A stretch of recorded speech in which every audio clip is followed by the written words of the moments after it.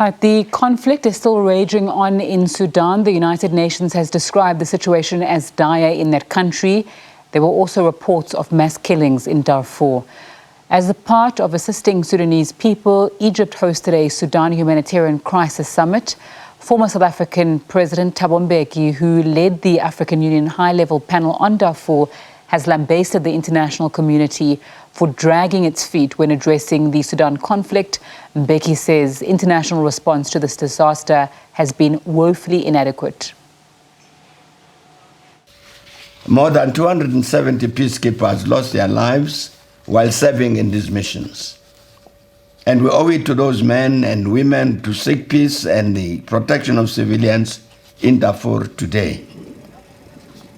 Let me express my particular sorrow for the victims of the recent massacre in Adamata in Western Darfur State, as well as others before, especially the Masalit. The escalating violence against civilians in Darfur is appalling, and I appeal to those responsible, especially the commanders of the Rapid Support Forces and the associated militia, to halt this criminal behavior at once. In Darfur, large numbers of people are seeking safety in the city of El Fasher, which is the sole remaining major city not controlled by the Rapid Support Forces. And when the RSF took over the cities of Al Janina, Zalinjay, and Nyala, on each occasion the residents were subjected to massacres, to pillage, and to rape. We cannot allow this to happen to El Fasher. We should consider every possible measure to ensure the protection of civilians in that city.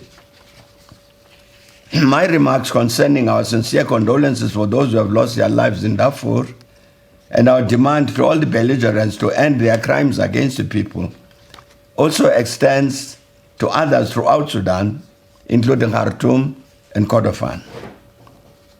In this context, I must extend our condolences and sympathies with the more than 45 staff members of registered national and international humanitarian organizations, who are mainly Sudanese nationals, who have lost their lives over recent months while doing selfless work to relieve the suffering of the millions.